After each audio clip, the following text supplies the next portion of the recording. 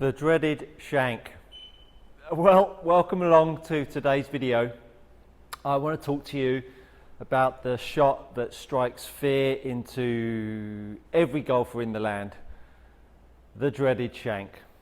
Today I'm going to give you an absolute foolproof way to cure your shank and understand why you shank it. Because shanks come from a variety of directions. So let's assess what the commonality is with all shanks. And that is that the sweet spot is moving too far away from, look good there, didn't I? Made that look easy. This should be, I'm not going to cut that out, I'm going to leave that in. So the commonality here is that the sweet spot is moving too far away. That's what's causing the shank. You can't define the shank from either coming outside in or inside out, because it could be either of those things. It's about the sweet spot being further away than you started. Let's talk about what the influence is that's causing you to do that. I'm the golfer that has a club face that is really, really open. And you've got to understand that the shank is like the furthest point a golfer can take himself to stop a ball flight. And what I mean by that is, if I'm going to stand here and I'm going to hit myself a fairly horrendous slice, so the club face is going to come in super open.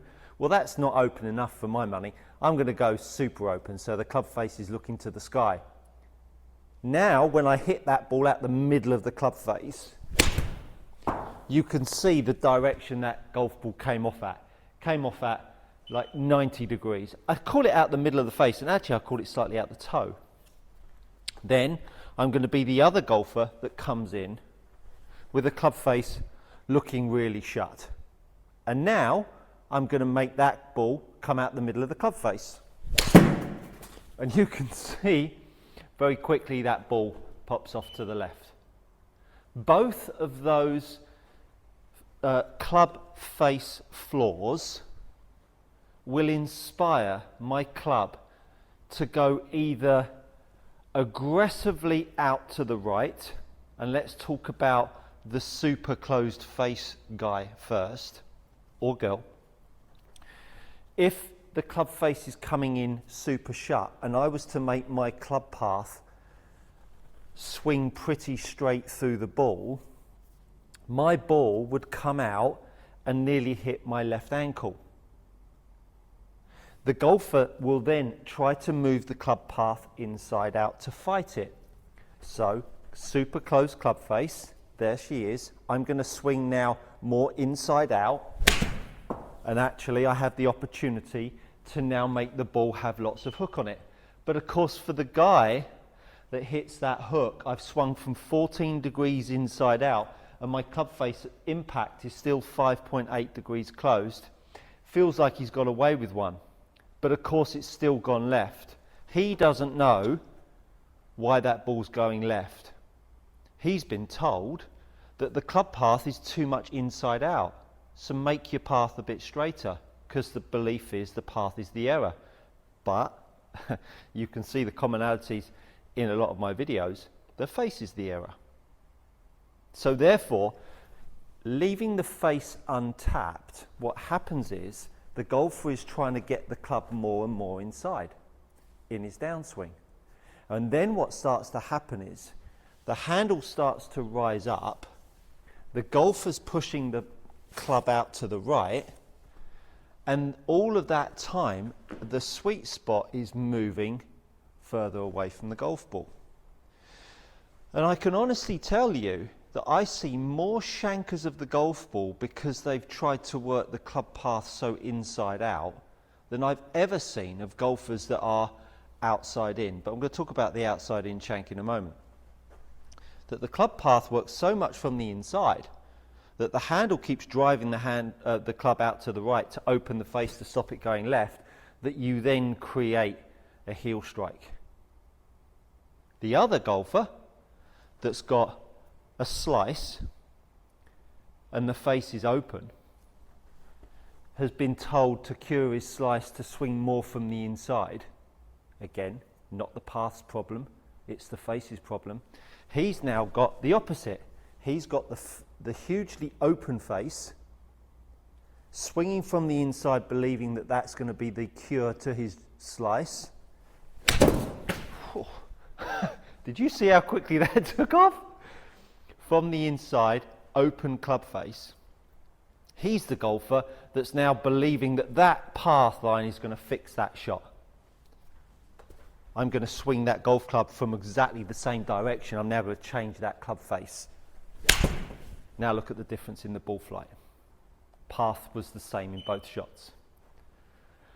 So depending if you're an inside-out shanker, these will be your cues to work that out. If you battle the ball left, when you don't shank it, if you hit the ball left, make your club face more open. Make your club face more open by checking your grip.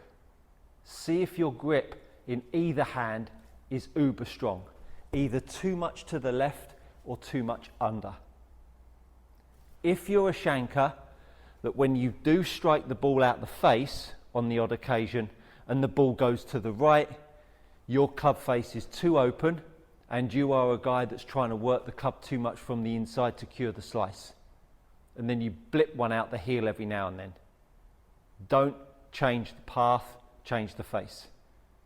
So then, therefore, you might be the guy that has either a weak hand or left hand or a weak right hand. The face is coming in too open. So that's your inside-out shanker. The guy that's coming too much from the inside because the face is either too closed, he's trying to fend it off, or you've got a belief that when your face is open and you're hitting slices, you believe that you've got to swing more from the inside to cure the slice. So those are the two inside-out variables that will create the shank. The outside-in shanker. This is the guy that the club is coming from this direction. The arc and the radius of the golf club is too wide at this point, and therefore your face is too far away from the golf ball, and now all of a sudden you're having to pull the club path in this direction to get it.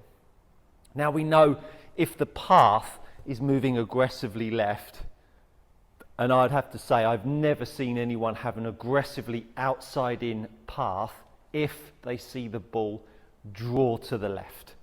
A pull is different. If you see bend to the left, you will invariably never swing the golf club from the outside of the ball line.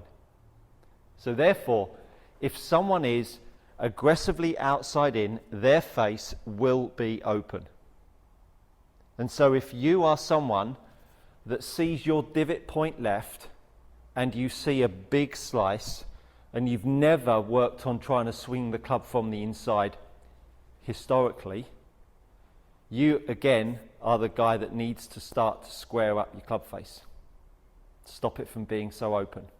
Very rarely, and I can't think of many points, when a golfer has swung it outside in with a shut face and shanked it.